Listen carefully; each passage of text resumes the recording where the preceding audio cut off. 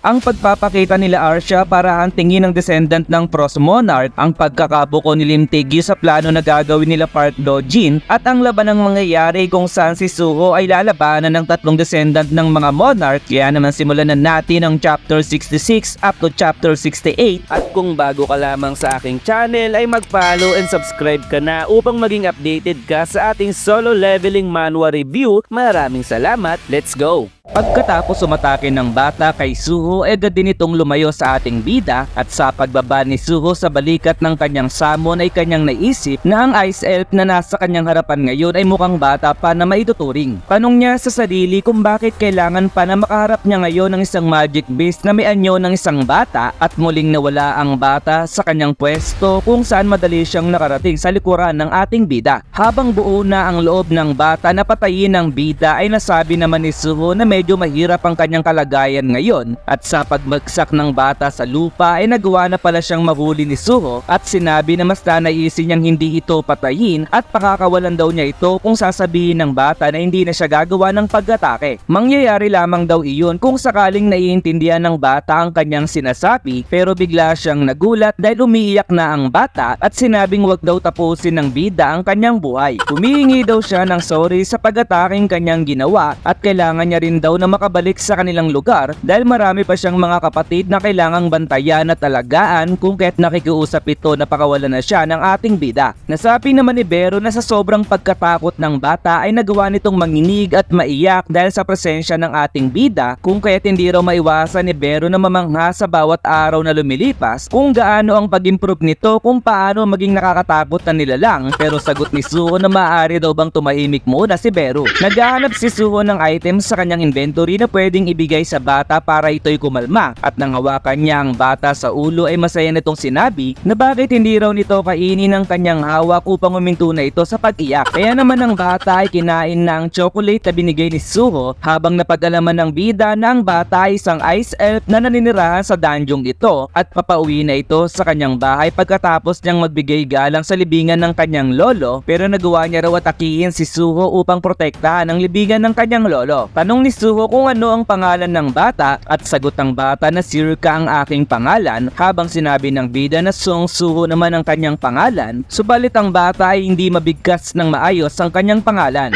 Kaya naman dahil nahihirapan ng bata sa pangalan ni Suho ay tinawag na lamang niya ito bilang Hoho, at pagtatanong kung paano nakarating si Suho sa kanilang lugar, habang sa isip ng bida na sumuko na ang bata sa pag-pronounce ng kanyang pangalan at tinawag na lamang siya bilang Hoho. Sinabi ni Suho na isa siyang hunter at naparito siya upang i-clear ang dungeon ito, at meron siyang ibang mga kasama pero sila daw ay nagkaiwalay, samantalang si Circa ay nagtataka kung ano ba ang isang hunter, at sagot muli ni Suho na medyo weirdo kung sasabihin niya na isa siyang hunter na humahunting ng mga halimaw, kung kaya't nasabi na lamang niya na isa siyang hunter na lumalaban para ipagtanggol ang lahi ng mga tao. Sagot naman ni Circa na silang dalawa daw ni Suho ay parehas na hunter dahil lumalaban din siya para sa kanyang mga kapatid, at tanong ni Suho kung si Circa daw ba ang nag-aalaga sa kanyang mga kapatid, at sagot ni Circa na siya ang pinakamatandang Ice Elf sa kanilang village na siyang nagbabantay sa kanyang mga siblings bago pa man dumating si Chacha sa kanilang lugar. Nagtataka ang bida kung sino ba si Chacha, at natanong sa isip kung ito ba ang boss ng dungeon, at sagot naman ni Circa na sa kanilang lugar kung saan wala ng mga matatanda ay biglang dumating si Chacha mula sa kalangitan. Si Chacha daw ay naiiba ang lahi kung ikukumpara sa kanila, subalit nagtataglay daw ito ng malakas na kapangyarihan at nakakamanghang nilalang dahil nagawa silang protektahan nito hanggang sa ngayon. Excited na sinabi ni Circa na si Chacha ay mainit-init kapag niyayakap sila, at meron din itong itim na pakpak kung saan nagtataglay ito ng malakas na pangamoy. Kaya naman ang bida ay inimagine ang nilalang na si Chacha base sa paglalarawan ni Circa sa kanya, at kanyang na-imagine ang isang manticore na kailan niya lamang nakalaban, pero ang hindi niya alam ay si Mami-chan na ang tinutukoy ni Circa. Ang katotohanan daw na ang magic beast na si Chacha ay nagpakita mula sa kalangitan. Pagkatapos mabuo ng dungeon ay nakakasigurado siyang hindi ito ang boss, sabay nagpaalam na siya kay Circa dahil marami pa raw siyang gagawin at masaya siyang nakilala niya ito. Subalit pinahinto siya ni Circa dahil kung kaya raw maglabas ni Suho ng masasarap na pagkain mula sa hangin, at kung madadala niya ito sa kanilang village ay wala na silang dapat alalahanin pa. Ngunit humingi ng sorry ang bida dahil sobrang busy niya daw talaga at marami pa siyang gagawin. Kaya naman tanong muli ni Circa kung wala bang paraan para mag-stay sa kanila ang bida at sa pagtutok niya ng kanyang sandata ay kanyang sinabi na kung hindi niya ito mapapasama sa kanya ay wala na siyang pagpipilian pa. Humingi siya ng sorry kay Suho dahil kung para daw sa kapakanan ng kanyang mga kapatid ay magagawa niyang pagtaksilan kahit pa ang taong tumulong sa kanya, sapagkat kung magagawa niyang matala ang ability ni Suho sa kanilang village ay hindi na magugutom pa ang kanyang mga kapatid kahit na nga ba umalis pa si Chacha sa kanila. Nakikita raw ni Suho na desperado si Circa na pangalagaan ng kanyang mga kapatid at nang sirain niya ang sandata ng bata ay sinabi niya na siya ay desperado din na gawin ang kailangan niyang gawin. Kung sino man daw ang umarang sa kanyang landas ay buo na ang kanyang loob na hindi niya ito patatawarin kahit sino pa at saan man ito galing. Kaya naman muli niyang tanong kung patuloy pa rin daw ba siyang pipigilan ngayon ni Circa, pero bigla itong naglabas ng maraming tsokolate at ibang pagkain. Sabay sabing dali nito ni Circa at hayaan na siyang makalis. Humingi muli siya ng sorry kay Circa dahil hindi raw talaga siya pwedeng sumama dahil may mga mahalagang tao ang kailangan niyang iligtas kung kaya't magkita na lamang daw sila sa susunod, habang sa isip ni Suho na medyo nag-aalala siya na pabalikin ng mag-isa si Circa sa kabundukang ito, kung kaya't mas mainam daw siguro na maglagay siya ng shadow soldier para ito'y bantayan. Biglang nagtanong si Circa kung bakit hindi siya pinatay ni Suho at sagot naman ng bida na kung papatay niya ito ay hindi maganda para sa kanyang damdamin dahil alam niya sa kanyang sarili na si Circa ay isang bata na kailangan pang protektahan, pero nagsusumikap ito upang protektahan ng kanyang mga kapatid. Kaya naman sa paglalagay niya ng kanyang shadow ay humingi muli ito ng sorry sa bata dahil hanggang dito na lamang daw ang kanyang maitutulong. Sumunod ay pinakita na lamang na naglalakad si Circa habang dala ang mga pagkain na binigay ni Suho at nasabi na hinayaan siyang mabuhay ng bida kahit na nga ba sinubukan niya itong patayin ng 2 beses at bukod pa raw doon ay nagbigay ito ng pagkain sa kanya. Nahihirapan daw siyang intindihin si Suho pero alam niyang mabuti ang kalooban nito na katulad ng kanyang naramdaman kay Chacha at isang paa ang pinakita kung saan nagilaw ito kay Circa dahil maaari daw ba siyang magtanong. Dito ay pinakita sila Arcia kasama ang 2 pang descendant ng Monarch at sinabing meron silang hinahanap sa lugar na ito kung kaya't maaari daw bang bahagi ni Circa ang kanyang nalalaman. Tanong ni Circa kung kasamahan daw ba sila ni Ho-Ho at hinahanap daw ba nila si Ho-Ho at sagot naman ni Arcia na hindi siya sigurado sa sinasabi ni Circa pero hinahanap daw nila ang descendant ng Frost Monarch at alam daw ba ng bata kung saan ito matatagpuan. Samantalang nasabi ni Circa na lolo ba niya ang tinutukoy na Frost Monarch nila Arcia. Wala daw paraan upang magkaroon ng apo ang dating Frost Monarch pero agad ding naintindihan ni Arcia ang nangyayari dahil maaaring si Circa daw ang tagapagmana ng Frost Monarch habang si Circa ay nagtataka sa sinabi ni Arcia. Sinabi ni Arcia na sila din ay katulad ng bata na tagapagmana ng dating mga Monarch, mga nilalang na pinanganak para maging susunod na Monarch kung kaya't bakit daw hindi ito sumama sa kanila para maging isang Monarch kasama sila. Ano daw ang masasabi ng bata, tanong ni Arcia, pero tumalikod si Circa sabay sabing hindi niya maintindihan ang sinasabi nila Arcia at kailangan pa niyang bumalik sa kanilang village para dali ng mga pagkain na kanyang dala, pero sa kanyang isip na hindi ito kasamahan ni Suho at masama ang kanyang nararamdaman dito. Kailangan niya raw makalis sa lugar na ito pero ginamit ni Arcia ang kanyang kapangyarihan para patigilin si Circa at nawasak na din ang mga pagkain na binigay sa kanya. Sinabi lamang daw sa kanila ng system na kailangan nilang descendant ng Frost Monarch at hindi nila kailangan na hikayatin ito sa pamamagitan ng salita. At habang nababalutan ng alupian si Circa ay nasabi muli ni Arcia na medyo agresibo ang kanyang gagawin pero kailangan niya itong gawin para mapasama ito sa kanila at tila ba mailalagay ito kay Circa base sa kanyang hawak-hawak na maaring ito ang kokontrol sa batang Circa. Pinakita ang shadow item ni Mr. Choi ay nasa level 16 na kung saan ang skill nito ay may kakayaan na bawasan ng 30% ang activation time sa loob ng 1 minuto. Sa pag-atake ni Mr. Choi ay kasama niya na pala sila Dongwook at Jongsu sa pakikipaglaban at makikita natin na may halimaw na tila ba gawa sa snow ang kanilang kinakaharap. Ramdam ng mga halimaw ang bawat apoy na tumatama sa kanila at nasabi ni Dongwook na gaya ng inaasahan niya kay Mr. Choi ay hindi na nito kailangan ng kanilang tulong. Subalit biglang nagpakita ang isang halimaw at nasabi ni Mr. Choi na ang ibang halimaw ay buhay pa din. Subalit napangiti si Dongwook dahil ito na ang tamang oras para gamitin ang kanyang shadow item na armor kung saan nasa level 12 na ito at nasabi na ang damage na kanyang natanggap ay baliwala lamang dahil may kakayaan ng kanyang armor na balutin ng mana ang kanyang katawan at malakihin upang maging depensa. Nasa level 11 naman ang shadow item na gamit ni Jongsu kung saan kino-convert niya ang kanyang depensa upang gawing attack power at sa pagsuntok niya sa halimaw ay butas talaga ang nangyari sa katawan nito. Hindi raw akalain ni Jongsu na magagawa niya ang ganito sa loob ng S-rank dungeon at sagot ni Dongwook na ito daw ang resulta ng special training na binigay sa kanila nila ni Suho. Bigla namang dumating sila Baek Yunho at nasabi na mukhang kontrolado na nila ang lugar na ito at pinakita na ang kanyang shadow item ay nasa level 20 na, habang ang shadow item naman ni Baek Miho ay nasa level 10 naman. Subalit hindi naman nakatanggap si Giho ng shadow item dahil sa kakulangan ng oras. Nasabi ni Baek Yunho na mukhang nakarating na ang Scavenger Guild sa mas malalim na parte ng dungeon at sagot ni Mr. Choi na kailangan nilang magmadali at tugon naman ni Jongso na pasalamat sila sa tamang desisyon ni Mr. Choi dahil nagawa nilang magsama-sama ng mabilisan. Subalit ano daw ang gagawin nila sa 4 na hunter na hindi pa nila nakikita. Sagot ni Mr. Choi na hindi nila kailangang mag-alala dahil tiyak na mas gusto ni Suho na mag-isa kaysa sumama sa kanila dahil nais nitong makahabol kila Thomas, samantalang ang Reapers Guild naman daw ay mas nanaisin na kumilos ng hiwalay, kaya naman sa uli daw ay magkikita-kita pa rin sila dahil ang silid ng boss ang destination ng lahat. Ang kalaban daw nila ay ang Scavenger Guild kung saan nandito si Thomas Andre, isa sa may titulo bilang national level hunter, kung saan ipapakita nila ang kaya nilang gawin bilang representative ng Korea. Pinakita naman sila Thomas kasama ang ibang member ng kanyang guild at isang nilalang ang nagmamasid sa kanila mula sa malayo, kung saan pinakita dito sila Park Do-jin kasama sa Lee Yun-suk na isang S-rank hunter. Sa isip ng alien na sa wakas ay nakita niya na rin si Thomas dahil kung sakaling magawa niya itong kontrolin ay magagamit niya ang kapangyarihan ni Thomas bilang national level hunter upang ipangtapat laban sa ibang S-rank hunter para makontrol niya din ang mga ito, at kung sakaling nga na magawa niya itong makontrol ay pwede na siyang magsimula ng digmaan gamit ang mga barahan na kanyang hawak o kaya gamitin ng mga barahang ito para isakripisyo upang makagawa siya ng milagro. Kaya naman sinimulan niya ng balutin ng mana ang star fragment na kanyang hawak at gawing bala na parang palaso sa isang pana na parang ginawa niya din nung tinira niya si Suho sa likod. Pero isang boses ang nagsalita kung saan sinabi nito na kahit gaano kahigpit ang kanilang laban kila Thomas ay mas nanaisin niyang hindi makipaglaban sa ibang guild para sa bisyong ito. Kaya naman napahinto ang alien sa kanyang binabalak at dito ay sinabi ni Lim Tae-gyu na bilang guildmaster ay hindi siya magbubulag-bulagan sa behavior na pinakita ni Park Do-jin at kanyang tanong na ano ang ginagawa nila Park Do-jin sa lugar na ito dahil hindi sila nakipag-regroup kila Mr. Choi. Sagot ni Park Do-jin na nagkataong lumanding sila malapit kung nasaan ang Scavenger Guild, kaya naman kanyang naisip na sundan ng mga ito upang agawin ang rewards na kanilang makukuha. Pero sagot ni Lim Tae-gyu na nagsisinungaling si Park Do-jin sapagkat pinapanood niya na ang paggalaw nito mula sa malayo simula nang magsimula itong lumanding, kung kaya't nagsisinungaling daw ito sa kanyang sinabi na lumanding sila malapit sa Scavenger Guild. Ang pagsabog na naganap sa kanilang sinasakyan ay kagagawan daw ng ability ni Lee Yun-suk, kaya naman kanyang tanong na ano ang binabalak ng dalawa. Pero sagot ni Park Do-jin na hindi niya inaasahan na mapapansin ni Lim Tae-gyu ang kanilang ginawa at gaya ng kanyang inaasahan sa isang Rangers ay naihiba ang level ng instinct nito. Gaya daw na nangyari kay Lee Min-sung ay buhay pa daw sana ito kung nanatili lamang itong tahimik, at nang marinig ito ni Lim Tae-gyu ay sobra niya itong kinagulat at sinabi muli ng alien na kahit hindi national level hunter si Lim Tae-gyu ay wala na siyang magagawa dahil isa pa din naman daw itong S-rank hunter, at dito ay natake bigla siya ni Lee Yun-suk mula sa likod habang ang alien ay binabalak na ilagay kay Lim Tae-gyu ang star fragment na kanyang hawak. Pinakita naman ang ibang version ng star fragment na hawak ni Arcia dahil sa oras na mailagay niya daw ito sa katawan ni Circa ay hindi na nila kailangan pang magsagawa ng walang kwentang pag-uusap. Sinabi naman ni Pia na wag raw maging tanga si Circa dahil kailangan lamang nitong sumunod ng maayos kay Arcia, at sa pagbigay ni Arcia ng star fragment sa kanyang alupian ay naisip naman ni Circa na wala siyang idea sa sinasabi ng dalawa dahil nais niya lamang protektahan ng kanyang mga kapatid. Humingi ito ng tulong kay Chacha, ganun na din sa kanyang lolo, at nang malapit nang bumuon sa kanya ang star fragment ay isang kamay ng shadow ang nagpakita sa kanyang likod kung saan hinuli nito ang alupian na sobra namang kinagulat nila Arcia at Pia. Nagawang patayin ng shadow soldier ni Suho ang alupian ni Arcia at nasabi ni Circa na diba ikaw ang samo ni Hoho, at sinabi naman ni Arcia na wag raw sabihin na nakita na ni Circa ang tagapagmana ng Shadow Monarch, at sagot ni Pia na kung ganun daw pala ay tiyak na darating na din ang tagapagmana ng Shadow. Sa pagkabasag ng star fragment ay nasabi ni Arcia na wala siyang ibang dalang fragment at hindi niya nais labanan si Suho dahil hindi niya gustong masira ang kanilang kontrata sa Itarim. Kaya naman ang tanging gusto lamang niyang mangyari ay hulihin niya si Circa sabay alis sa dungeon ito, at inutusan naman niya si Granga para sa paghuli sa descendant ng Frost Monarch. Sa isip ni Circa na hindi na siya magpapabaya pa sa pagkakataong ito dahil sila Arcia daw ang unang umatake sa kanya kung kahit papatayin niya ito, at sa kanyang pagsugod patungo sa dalawa ay biglang nagpakita si Granga sa kanyang harapan sabay inatake siya sa katawan na sobra talaga niyang ininda. Nagmadali namang sumugod ang ang shadow ni Suho upang suntukin si Granga dahil ngayon ay nagawa na nitong ulihin si Circa, pero madaling nahiwa sa gitna ang mukha ng shadow patungo sa kanyang katawan hanggang siya ay tuluyang napatay ni Granga. Habang hawak ni Granga ang buhok ni Circa ay naisip ni Circa na sobrang lakas ng kanyang kalaban, at habang siya ay umiiyak ay nasabi ni Arcia na huwag itong gagalaw dahil kung gagawa ito ng gulo ay mas masasaktan lamang siya lalo. Subalit biglang nagbakita si Suho mula sa itaas ng bangin na tiyak naramdaman ni Arcia ang presensya ng ating bida, kaya naman agad niyang hinawakan ang descendant ng Frost Monarch habang si Granga naman ay handa na itong kalabanin. Tanong ni Suho kung sino daw sila Arcia at saan nila dadali ng batang Circa, habang ang bata naman ay namumula kahit naiiyak sa mga oras na to. Sinuntok ni Suho si Granga pero hinarang ni Granga ang kanyang sandata at sa kanilang pagsasalpukan ay isang malaking impact ang nagawa sa paligid. Halatang hirap si Granga sa depensang kanyang ginawa pero nagpalabas ito ng mana upang balutin ng kanyang sandata at isa muling pagsabog ang naganap habang sila Arcia ay nagmamadaling lumayo sa pinangyayarihan ng laban. Tanong ni Pia kay Arcia kung ano ang kanilang gagawin dahil ngayon daw ay kinakalaban ni Granga ang Shadow Heir, at sagot ni Arcia na magmadali na si Pia na buksan ang gate. Sa pagbukas ni Pia ng gate ay naisip ni Arcia na ayon sa kasalukuyang lakas ni Suho, base sa nakita nila sa kanyang insekto ay hindi madaling magagawa ng bida na mapigilan si Granga, at habang kinakalaban daw ni Granga si Suho ay sasamantalahin nila ang pagkakataong ito para tumakas kasama si Circa. Subalit biglang nagsalita si Suho at magtatanong kung saan daw binabalak nila Arcia na pumunta, sapagat ngayon ay nakaluhod na si Granga dahil natalo na siya ng bida, at habang walang malay si Granga at umiiyak naman si Circa ay sinabi ng bida na ibigay daw sa kanya ang bata dahil sa mga oras na ito ay nasa level 75 na ang ating bida. So hanggang dito na lamang ang chapter na to at abangan natin ang mangyayaring laban ni Arcia kay Suho at ang laban ni Lim Tae-gyu laban sa dalawang S-rank hunter. Pagkatapos babagsakin ni Suho si Granga ay kanyang sinabi kila Arcia na pakawalan nila ang bata, habang si Pia hindi makapaniwala na natalo si Granga, at habang humihingi ng tulong si Circa ay nasabi naman ni Arcia na mukhang mas mabilis ang paglakas ni Suho higit sa kanilang inaasahan. Pinakagat ni Arcia ang kanyang insekto sa leeg ni Circa dahil mas mainam kung mananahimik muna ito, at sa pag-aalala ni Suho sa bata ay sinabi ni Arcia na wag raw itong mag-alala dahil pinatulog niya muna saglit ang descendant ng Frost Monarch. Nagulat ang bida sa kanyang narinig dahil sinasabi daw ba ng kalaban na si Circa ay isang descendant ng Frost Monarch, at base sa pagkakaalam nito tungkol sa mga descendant ng Monarch ay maaaring may alam ito, kaya tanong niya kay Arcia na survivor daw ba sila sa nakarang digmaan ng mga Monarch. Habang hawak ni Pia si Circa ay sagot ni Arcia na pwede silang i-consider ni Suho na mga nilalang na nabuo dahil sa nangyaring digmaan ng mga Monarch, sapagat silang tatlo daw ay descendant din ng mga Monarch, at dito ay muling pinakita si Granga sa likuran ni Suho. Sa malakas na pag-atake ni Granga ay nagawa naman itong sanggahin ni Suho ng kanyang dalawang kamay, samantalang sa isip ng bida na dapat raw ay balina ang dalawang kamay ni Granga. Bigla namang ginamit ni Arcia ang kanyang kapangyarihan upang magpalabas ng insekto, at ang insektong ito ay tila ba naging armas dahil nagbuga ito ng malakas na magical power para tapusin ang bida. Sinabi ni Arcia na siya ay sasali sa laban upang makapagbigay ng oras kay Pia hanggang sa makagawa ito ng gate, samantalang ang system naman ay nagbigay ng bagong quest kay Suho kung saan kailangan itong maging kakampi sila Arcia para tanggapin siya bilang master ng Shadow Dungeon. Habang papabangon ay nasabi ni Suho na nag-update ang kanyang quest at hindi niya daw akalain na makikita niya dito ang ibang descendant ng mga Monarch, at sagot naman ni Bero na maganda ang pangyayaring ito para kay Suho dahil mas napaikli na ang oras ng kanilang paghahanap sa tatlo pang descendant. Sa palagay daw ni Suho ay hindi papayag ang tatlo na maging kanilang kakampi, pero sagot ni Bero na isa lamang ang paraan kundi bugbugin ng mga ito hanggang sa mapapayag nila itong sumali sa kanila, at sa muling pagsugod ni Granga ay madali na naman siyang nahiwa ng ating bida. Nagpalabas naman si Arcia ng tatlong insekto sa kanyang likuran upang ipangsugod kay Suho, at sa pag-iwas ng bida sa atake ng mga insekto ay kanyang nasabi na ang gumagamit ng insekto ay maaaring isang tipo ng nilalang na magaling sa malayo ang pag-atake. Subalit napangiti si Arcia sa mga sandaling ito dahil ang kanyang mga insekto ay pumasok sa isang gate, sabay lumabas malapit kay Suho kung saan nagawa nilang masira ang damit ng ating bida. Medyo ininda ni Suho ang pag-ataking iyon dahil hindi niya inaasahan na manggagaling ang pag-atake mula sa kanyang tagiliran, at nagpasalamat naman si Arcia sa ginawang pagsuporta sa kanya ni Pia, habang sa isip ni Suho na maaaring ability ito ng batang kanyang nakikita. Muli namang bumangon si Granga na para bang walang nangyaring pinsala sa kanya, kung kaya't nasabi ni Suho sa kanyang isip na ang pagliligtas kay Circa ay medyo mahirap nahihirapan siya dahil ngayon ay napapalibutan siya ng tatlong descendant ng mga monarch. Bigla naman siyang nakarinig ng isang boses at ang boses na ito ay mula kay Ezreal at sinabi ni Ezreal na palabasin silang dalawa ni Gray ni Suho mula sa Shadow Dungeon para sila ay makatulong sa laban, pero sagot ni Suho na masyadong malakas ang mga kalaban at hindi sapat ang lakas nila Ezreal para tapatan ng mga ito. Ngunit sagot ni Ezreal na magtiwala lamang daw ang bida sa kanila dahil gusto nilang maging kompanyo na kayang makipaglaban kasama si Suho. Habang nakasangga ay binuksan ni Suho ang gate at sinabi niya na huwag pilitin ng dalawa kung alanganin sila sa laban, at sa paglabas nila Ezreal mula sa gate ay nagmadali silang tumungo kung nasaan si Arcia. Ngayon ay nakatuon na lamang ang pansin ni Suho kay Granga habang nasabi ni Ezreal na ito na ang tamang oras para sila ay magpasikat, kung kaya't tanong niya kay Gray kung handa na ba ito. Samantalang si Arcia ay natuwa dahil ito daw pala ang mga descendant ng ibang monarch na alipin ngayon ni Suho. Nagpalabas siya ng mga insekto mula sa lupa at sinabing bakit hindi niya samantalain ang pagkakataong ito upang puhanin din sila Ezreal at Gray, at habang nag-aalala si Suho ay sinabi ni Ezreal na wag itong mag-alala sa kanila at mag-focus lamang ito sa laban. Sa isip ni Ezreal na ito daw pala ang level ng lakas ng mga kinakalaban ngayon ni Suho at masasabi niyang sobrang lakas ng mga ito, subalit alam naman daw niya ang dahilan kung bakit hindi sila tinatawag ng bida, sapagkat nais lamang silang protektahan nito dahil malayo ang agwat ng kanilang mga lakas. Ngunit sa isang saglit ay biglang nanlaki ang mata ni Arcia sapagkat bigla na lamang nagkahiwa-hiwa ang kanyang mga insekto dahil ngayon ay nagpakita ang isang puting buhok na pagmamay-ari ni Ezreal sapagkat nakipag-combine siya ng lakas kay Gray dahil ang hindi raw pagtawag sa kanila ni Suho ang naging dahilan para sila ay mas lalong magsumikap para lumakas.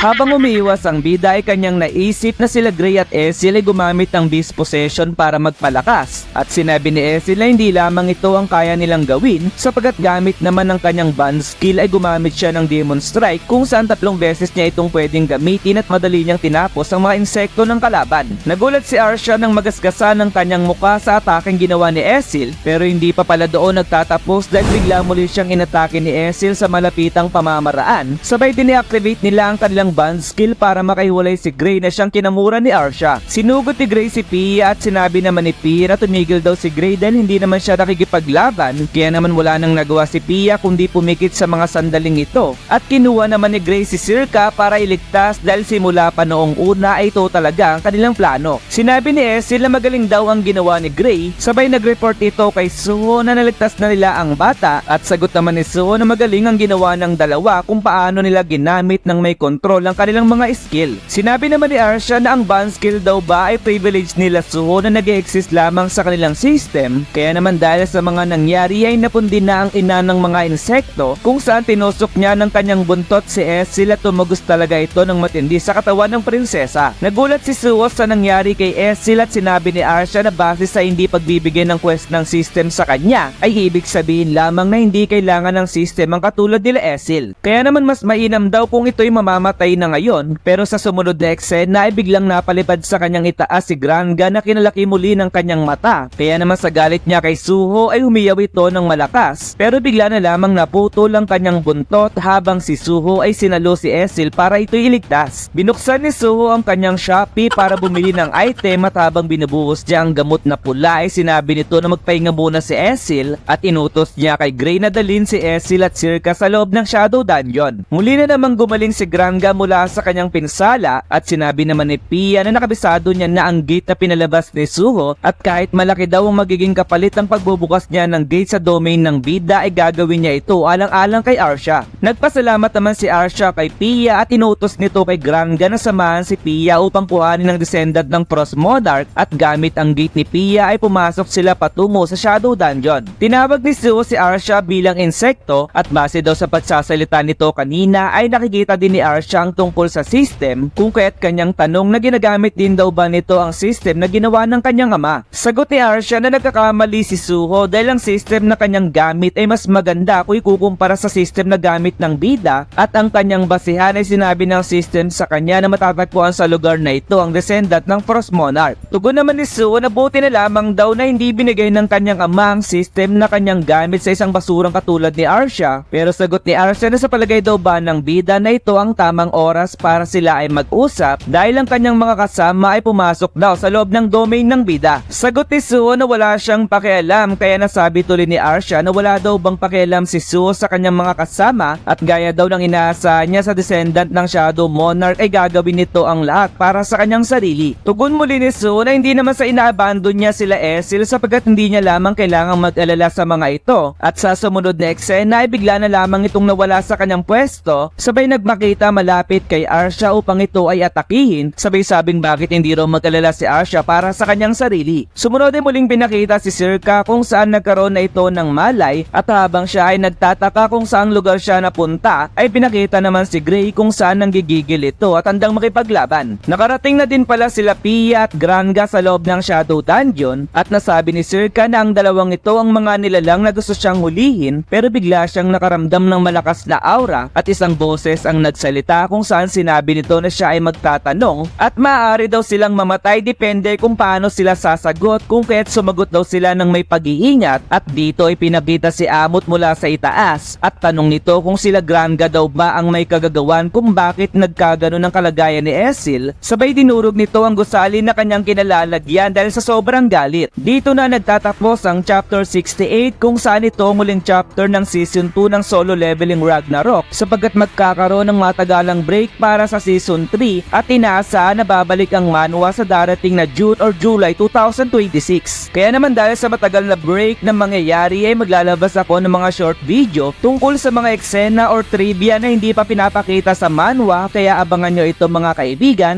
Goodbye!